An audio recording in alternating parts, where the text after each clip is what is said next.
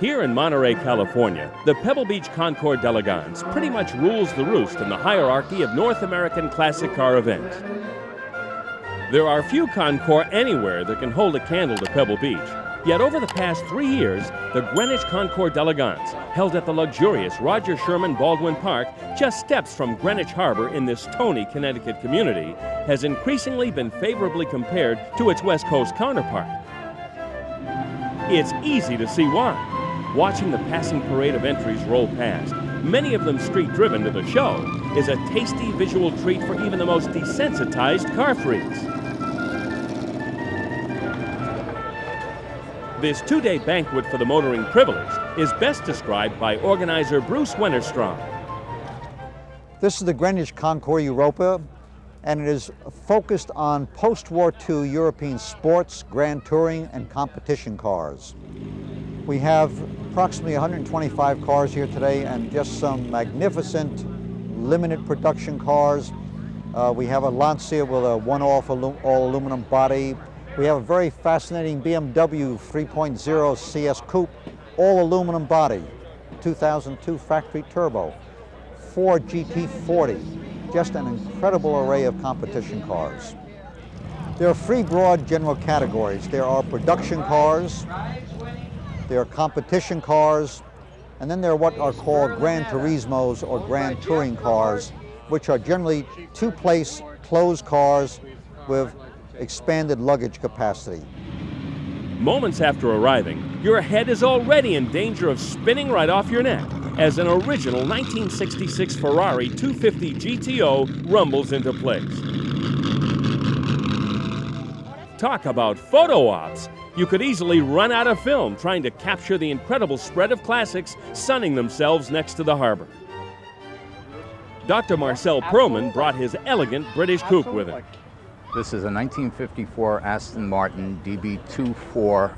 The DB24 is a 3-liter twin-cam, twin-carb engine. It's got disc brakes front and rear, 4-speed transmission built by David Brown, who was a gear maker, among other things. The car is built on what's known as the Superleggera system, which means super light, all aluminum paneling on steel frame, separate chassis, which is then welded into one unit. How about a racing purebred or two? Car is a 1970 Alfa Romeo sports prototype. It started life as a 3-liter car. It was run by the factory and driven by very famous people, Henri Pasquarolo and Andrea Diadamich, as well as another fellow named Teodoro Zeccoli. So very famous drivers, 3-liter car. It ran at pretty much every major racetrack in Europe in that era. It was later converted into a 4-liter car by the factory, and it ran what they called the Inter Series, which was the European version of America's Can-Am. In addition to that, it was sent to Australia and run in the Tasman Series, driven by a fellow named Graham Lawrence. And I bought this car in 1988 in Australia. The car is a 1962 Osper Formula Junior, which was built for international Formula Junior rules from 59 to 63, which was a schooling process for future Grand Prix drivers. Essentially a Grand Prix car with a smaller engine, narrower tires, but surprisingly not much slower. This car was built by a small company in Australia. It was the last two of a small series of cars. It was raced at Brands Hatch in 1962. It came in 4th at its debut. Went to Silverstone, came in 1st. Company went out of business. The car was retired, and it never raced internationally again. Classic race cars usually attract classic race car drivers, such as Janet Guthrie, the first woman to qualify for the Indy 500, who offered her opinion on why these cars are so fascinating to us.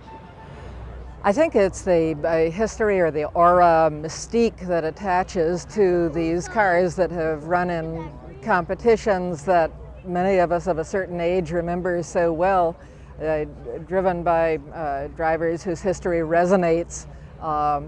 It's not just the machinery itself, it's what it represents. Along with the dramatic vehicles in attendance, several high-ticket auto dealers set up displays of their own. And this exhibition demonstrated the art of fabricating a curved body panel on an English wheel.